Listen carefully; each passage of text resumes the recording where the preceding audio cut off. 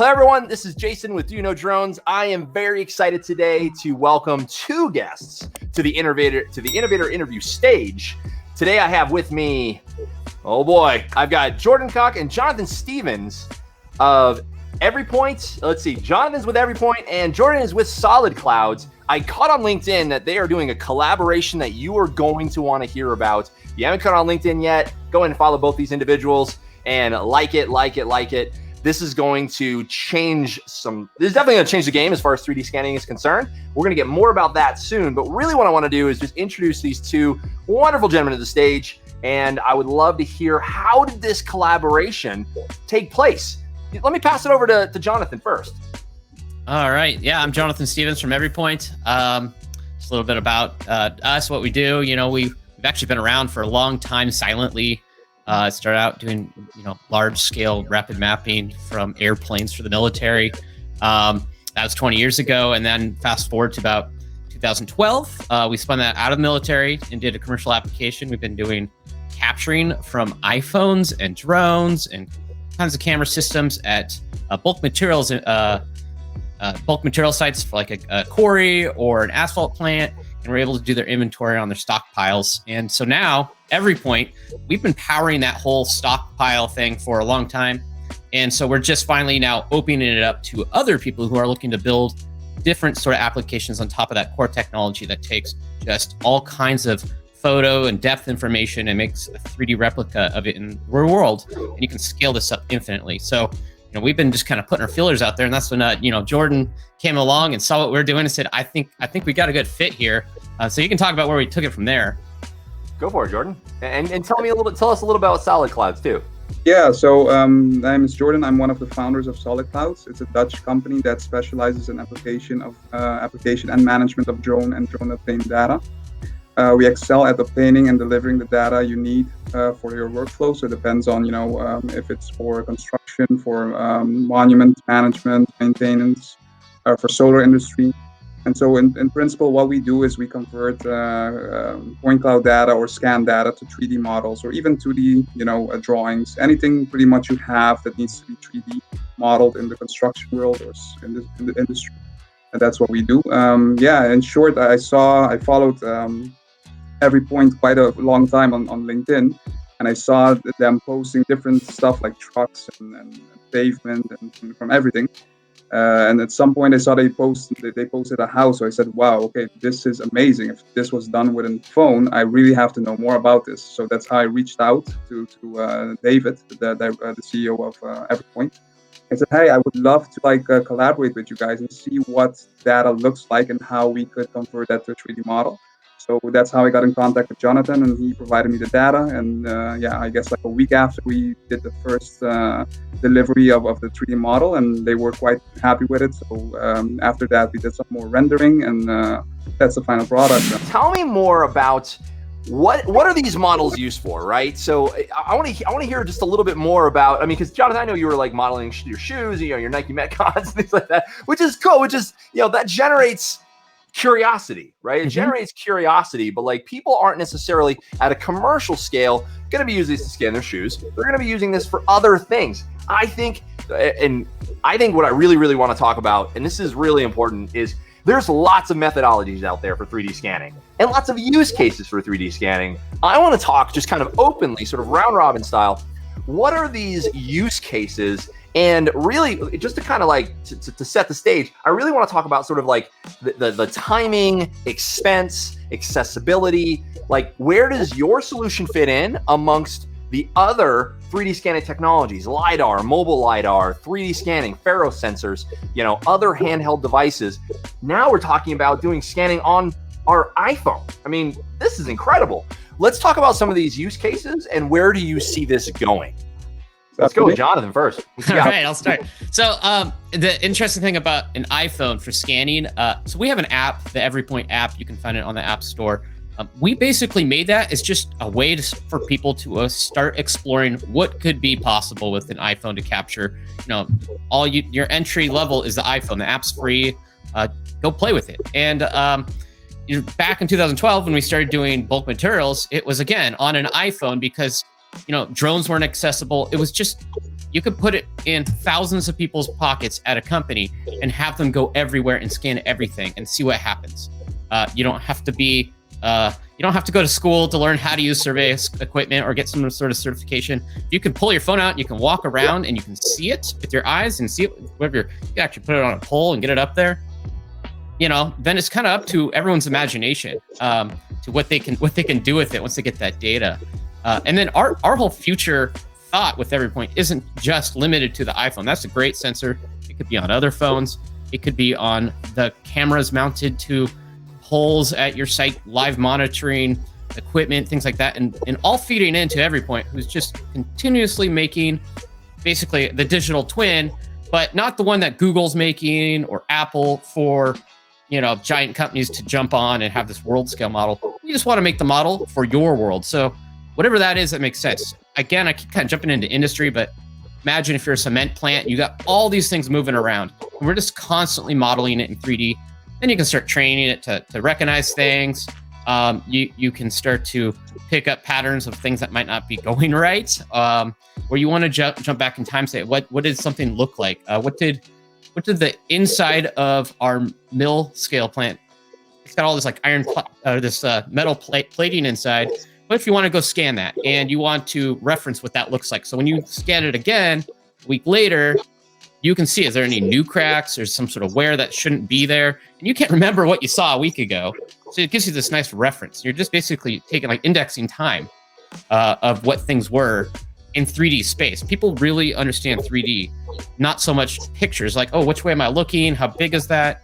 But if you can visualize it in a 3-dimensional space, you can work with it. And I know like Jordan thinking if we're doing houses, they could go off 2D drawings, they could go off all kinds of different, data inputs, but have a base 3D model with your corners and your roof lines, all that, it makes things a lot easier. And we're just trying to make it so you can capture it with whatever device you need and build on top of it. So a lot of it's really industry specific.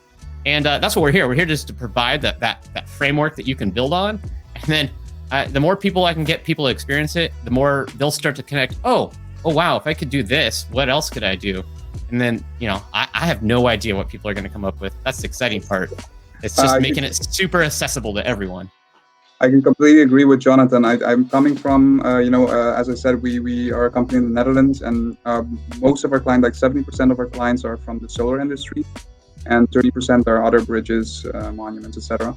And so from the solar industry, there's this big issue because you very quickly you obtain a lot of assets, and to have these assets digitalized is a big deal, because what happens is at the end you get an as-built drawing, and that as-built drawing is just a PDF. It's not digital. So, try and find let's say a solar panel that has a defect from the fabric, from the company.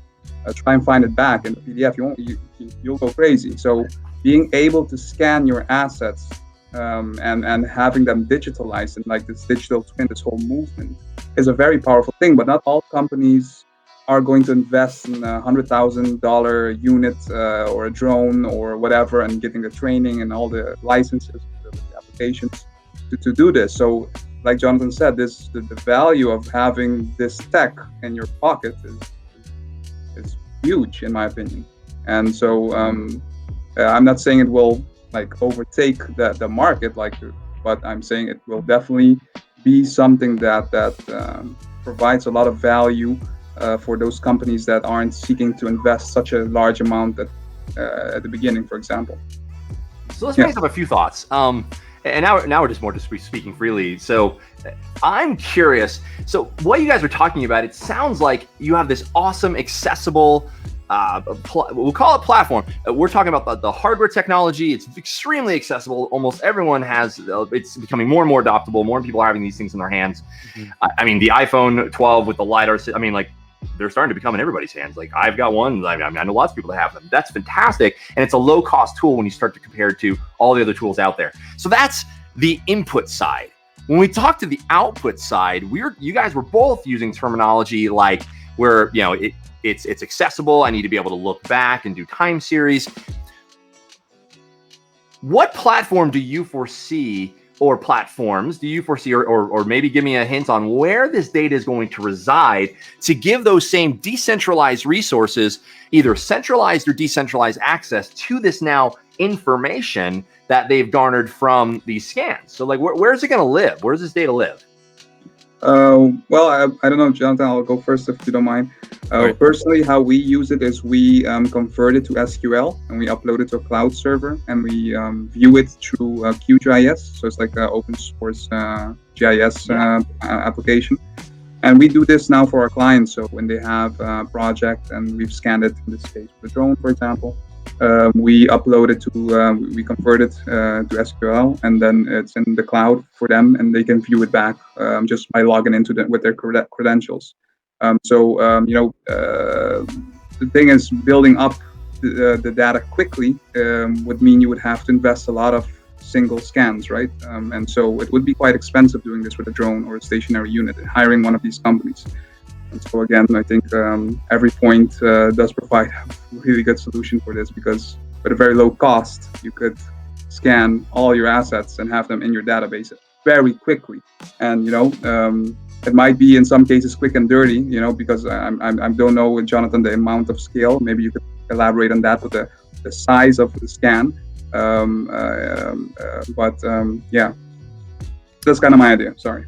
No, this is great. No, and like I said, we're just talking candidly. I just want to get more ideas out there so the listeners can really start to take a look at it, because most people, I mean, obviously I talk about drones. Fantastic. There's a lot of democratization of the drones getting out there, and that causes more democratization of data. That jump is not insignificant. The jump between using basically a crowdsourced device, using a device that millions and millions of people have, and they don't necessarily know the capabilities that they have with these apps, which is what we're here to educate them on. The overall goal is, so what? What can they do with this? And why does it turn this data capturing device into an information, garnering machine? Like that, I think, is what's really, really special about this. Whether drones are taking off or devices in our pockets, that technology is creating, in my world as a data guy, it's creating some bottlenecks, but it's a high class problem to have, right? Tons of data. For me, and that's why I asked about the question, where's this data going to live? Where does it go? Is it going to open source? Is it going to a separate BIM, like IBM or Maxwell? Like, where is it go? Like, can it go anywhere? And if it can go anywhere, then there's a huge opportunity here. And I just want to sort of key in on that a little bit, because it's not very rigidized. Here's the platform that it's designed for. Here's exactly what you can do for it. It's very fluid. And I think that fluidity inspires creativity and inspiration. I think that's why I got excited about this when I saw it online. I was like, oh my goodness, this is fantastic. People are talking about BIM, but they're not the execution at a global or any sort of scale isn't really there yet. It's still POCs and case studies and whatnot. Same thing in the drone industry. This sort of changed that paradigm a little bit. I'd like to talk about that. Well, so at EveryPoint, we don't want to be the data repository. We're not building a company. We're not building a service so much. We're providing tools and frameworks for people and APIs that they can tailor what we can do specifically to what they need. Trying to think. So let's say you're scanning only really small objects, and what we could do is give them the framework for how the app works, basically all the tools to then build their own app that scans at the density of the point cloud that they need for what they care about.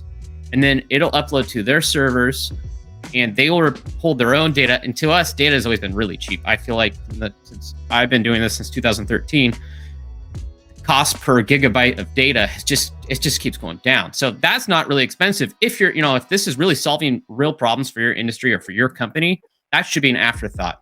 And same with EveryPoint. Like we think of us more as like a utility or AWS, kind of like that. We will build it into your solution. It'll be part of what you need. I need to build to collect images. I need to collect LiDAR data. I need to collect all these different things. We'll give you the tools, APIs to integrate it in your own ecosystem and collect the data. And then with that API and the framework, hey, then you can tune. So you can work with me. I can tune the output to be what I need. Hey, I don't need super dense output. I'm doing a house facades. I really only need to know to this density, or I just really need to know the edges, where the intersects of the walls are, things like that. We can tailor it so you get that output. You're not getting data you don't need to store because, like, let's say we took it down to a point every millimeter, but Jordan only needs a point every centimeter. Well, we end up with way more data that just gets tossed or housed for no good reason. We don't need meshes. I've been talking to many people who lately said, I really like the Every Point app because I don't need mesh data. I don't need the textures. I just need the points, because that's all I need is a reference point. And having all that extra data from a mesh that everyone else gives is just extra data for them to manage and store.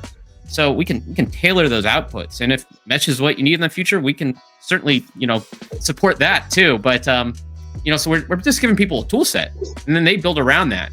And then basically we do the computations on our servers, and basically you just pay a small bill for that every month. And as you scale up and you're solving bigger problems, hopefully making more money, your bill will go up. But guess what? You're also making more money, or you're saving tons of time, tons of labor. And there's no reason why we can't take drone data. We've been using drones in the stockpile business since 2014, I think, 15, when they got the Phantom 3 Pro or something came out advanced. We started using it. But a lot of times you don't need a drone for what you're doing, especially if you're indoors. I mean, so that way we have the flexibility. Like, what do you need? What's the capture? Or a company will say, oh, an iPhone would be great for only 40% of what we need. We really need a drone or something else, or a LiDAR unit for the other ones. Well, shoot, that's 40% of your jobs that you didn't need to get at least a drone pilot out on site and do the coordination. Perhaps you already had someone there pulling out an iPhone. So, we're trying to just integrate in people's solutions and make them easier. And it might not be the full solution, but at least be a piece of their solution to make things quicker, easier, more streamlined. Yeah, Jonathan, I think even somebody used it for forensic, right? I saw something on YouTube. And an interesting thing about forensics, people will say, well, I need even more dense output, or I need more fidelity. But the big question people, we can ask is, well, what if you can't get the guy with the LiDAR on site before this site's gone? I mean, you just had a crash in the middle of a major freeway, and all you got is the iPhone. That's better than nothing. And then you can still do a lot. You can take photos, you can take videos, take all sorts of other data capture from the iPhone.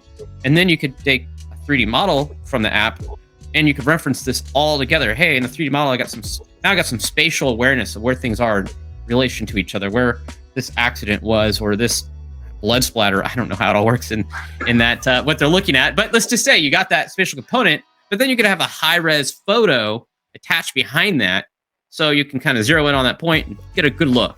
But that gives you that spatial awareness that you don't have otherwise. If you just look at a giant set of photos, you have a hard time spatially being aware of how close was that to this, or where is that in relation to this. So it gives forensics, a lot more data to go off of. And it's mostly hairs. It's mostly hairs they're looking for, Jonathan. It's all hairs. Yeah, but I mean, they don't always hairs and semen, right? That's all they look for. What if you can't have a drone where you're at? What if there's an accident right next to, I don't know. But there's a lot of reasons why you might not have Faro scanner or a Leica scanner or a drone on site, right. And you got to capture what you can. You got an iPhone in your pocket. It's really funny because I just a very short side story. I used to have a guy that I used to deploy with, and he was like one of the biggest gun advocates on the planet. And we just randomly started talking about some self-defense stuff. I have no idea. And he's always come back. Like, he always start like everything or answer every question with, well, if I had my gun. I'm like, well, what if you don't? Then what? And it was just really funny because he got so frustrated. Okay, well, even me as a drone scientist, I don't bring my drone everywhere. And no, the same thing. I don't bring this. Well, you know what? My phone, probably with me, right? 9 times out of 10, probably 10 times out of 10, my phone's with me. I have similar technology. I can still get the job done, right? I may be missing some perspectives, but with the right sort of tools, I can get most of it, right? Even a 40%, an 80% solution for 40% of the problem is a big deal. Like, that's a big deal. Yeah. And what I see this collaboration allowing you to do is now turning this tool into something where you can create robust, maybe not even textured, but robust, actual solid 3D models for all types of measurements, all types of jobs. If you want to double check a contractor's work at home, like I definitely would use this. Like, why throw up your drone, right? You can, fantastic. It still has to get converted from a photogrammetric solution because not everyone has a LiDAR on their drone. Let's put that very clear. That is not a technology that is widely available on a drone. Do I have a lot of friends that would love to see that change? Absolutely. But that's not where we are today. And I don't think we're ever going to get there. But putting it on a phone, that gets a lot of people thinking, what can I do with this today since this technology is here now? So that, I think, is a whole horse of a different color. And I like to say, I envision in 5 years, maybe less, every home project that you're going to do with a contractor, hey, I want to remodel my kitchen. That guy's going to show up, or that person is going to show up with a smartphone, and they're just going to capture your kitchen in 3D. They're going to take it back to their office. They're going to do a mock-up, and they say, this is what we're going to do. Then, great. Now we can sync on visions. I've done plenty of home renovation projects where you're like, okay, this is going to be expensive, and I really hope they understand what I'm trying to convey that I want done. But if you can visualize, you're like, what Jordan did with that house that was scanned with an iPhone, I have this base model of a house now. I want to add an extension onto this house. I want to completely redo the facade. Who knows? I can actually visualize really well what could be done with this house. But it all has to start with some sort of model that we all understand and we can share and visualize together. And it's a little bit different. I have a better one for you, Jonathan. The contractor will say, hey, do you have an iPhone? Can you scan your kitchen? It wouldn't even have to go. Right. Or, with the game engines and pixel streaming coming out where you can basically render something remotely and then stream that game engine environment to an iPhone or to any smartphone or a laptop, I could scan it, send it to someone. They could do all the lighting. They could say, oh, we want to redo the lighting. You're a business. And someone comes in and says, oh, the lighting for your shop's terrible. If we improve the lighting, we will see that people like this environment much better. They could literally virtually redo the lighting and get that, real-time lighting reflection. And it all could start with you just saying as a business owner, hey, I'm going to scan my shop, send these lighting specialists. They go do all the lighting in a game engine, and then they could live stream it. And then you say, oh, I like it, and then he could be just moving the lights in in real time, and that'd be streaming back to your desktop or your iPhone, and you could see it. So you guys kind of like, okay, that's what we want to do. Then the lighting guy shows up with all the right lights, the right amount of cables, everything, and then they go and they just redo it. I mean, things like that. What I find as well powerful, the reason why I contacted Jonathan and EveryPoint is because their tech one is using not just the LiDAR of the iPhone, but as well video photogrammetry. So that gives you a lot more distance. And so what definitely got my attention when they post the house of the CEO is that, the roof was part of the scan. And I saw different reviews of the LiDAR scan. And I remember it having like 2 or 3 meter distance or something. I believe it was 2 meters. I said, how did they get the roof with the scan? Because that's for my business very interesting, is because, what would this mean for the homeowner that wants to put solar panels on their roofs, for example? Just one use case is they could scan their own house. They could send it to a developer of solar panels or somebody that installs it, and they would be able to exactly know the inclination of the roof, the amount of how do you call that, the square meter of the roof? Yeah, available area. I'm metric. Yeah, so the available area, and they could have a quote sent to them without somebody having to go onto the roof or risking, safety issues or whatever, So that's what got my attention. Yeah, same thing. And the other thing, we're focusing a lot on the structure. The interesting thing is, if you back out, you now have your entire property, structures, landscaping. I want to put concrete from here to here. All of that now becomes possible without anyone ever showing up to your house. It's the ultimate contactless measuring. It's not even a measuring tool at that point. It's the ultimate contactless experience. A homeowner, anyone with a phone, can scan their entire property inside out, send individual rooms, that I can see as a killer app. Like, look, I want to, and you can then, get in with Angie's List is something else now. I think it's called something else. All of those now things. I now have my entire house, or customers' houses or offices, all of it's in 3D. I did it myself. I didn't have to hire anyone to do it. Now I have a repository for anything that I want. I can model anything that I want. And that just allows people the modularity to build onto those infinitely in lots of different permutations. I mean, people were blown away when Amazon started to be like, hey, see this in your house. mean, I can see people on Etsy or Pinterest or whatever. Now it's like, hey, I can scan all my stuff. People can see this on themselves. They can see this in their house, see where they want to put it. Those are huge things that you've now democratized. I don't have to be Amazon or a big box store to do that. I can just be, Susie Homemaker, that has a pretty baller side business that's now adding another level of service. Like I said, this blows me away. Like, there's a lot of things that we can do with this that are just. I like that you said contactless, because it's like it was made Corona proof. It's like it came in a perfect time. So. Well, and that's a couple of points on that. So one is also doing this for stockpiles. The company's actually called Stockpile Reports, but that was the thing. It's like you'd have to get a surveying crew and you have to schedule them and hope they show up at the month end at the right time and do and we put an iPhone in someone's hands and they walk circles around all their stockpiles. And you know what? There's no excuse now. We're going to get inventory done because we're here. We're here every day making rock into smaller rock. So it's just that whole thing was awesome that we could just scale this out. Texas DOT, we've scaled that out to them. They're using it for their inventory across the whole state. And, that's a lot of piles across hundreds and hundreds of miles.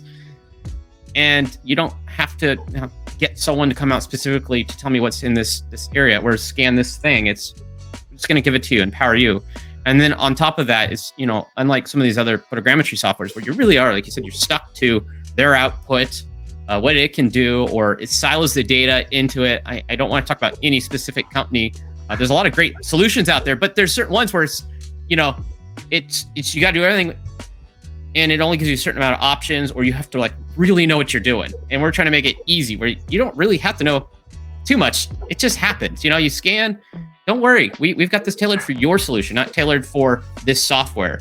We're trying to build stuff not for that tinkerer or that developer who really likes to get in and change the dials. I know there's a lot of drone guys. It's like they're always tweaking things and getting things better in their photogrammetry software, which is great. But a lot of people and solutions for what they need for their business, they don't want a guy sitting in the office for 3 hours fiddling and reprocessing data and trying to get it to turn out just right.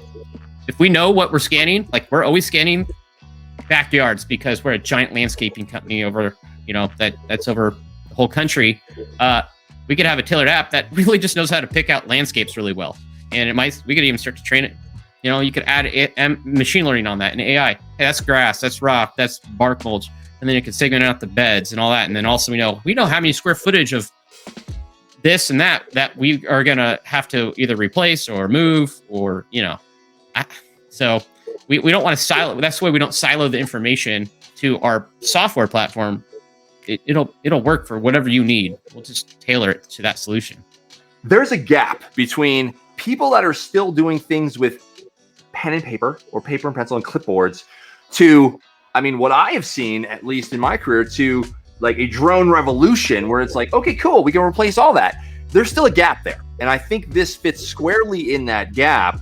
And I think that is a much smaller jump than the risk, the insurance, all of the things that you have to do if you're doing things with drones, which is a great use case. But in the middle, there's still a bit of a gray area, a bit of a gap. And I can see dozens, hundreds of use cases for this that just fit really nicely in this gap, that really help people take that next step from pen and paper or voice recordings or what have you, or sketchings or PDFs, moving it into a digital world. So that digital transformation, this is a very simple, very digestible first step. Now, the challenge is going to be, and we're just going to leave this out here, the challenge is going to be making that next intermediary step, which would be getting that data digitally in all of those formats and in all the systems that now you're now putting it out, your spoken wheel, it's out to everyone else. That step, I think, is going to be crucial. Gathering and standardizing, that's going to be key. Training, there's an opportunity there. Actually doing the capture and getting out all of the different opportunities out there. And then the next step is actually turning that data into information and how that all that gets out there. And then what's fun is start to layer in all of the data fusion that you can do with all the other techniques that are out there. This thing's going to be huge. And I really just want to say thank you so much, Jonathan, Jordan, for joining me today. And I'm excited to see where this goes.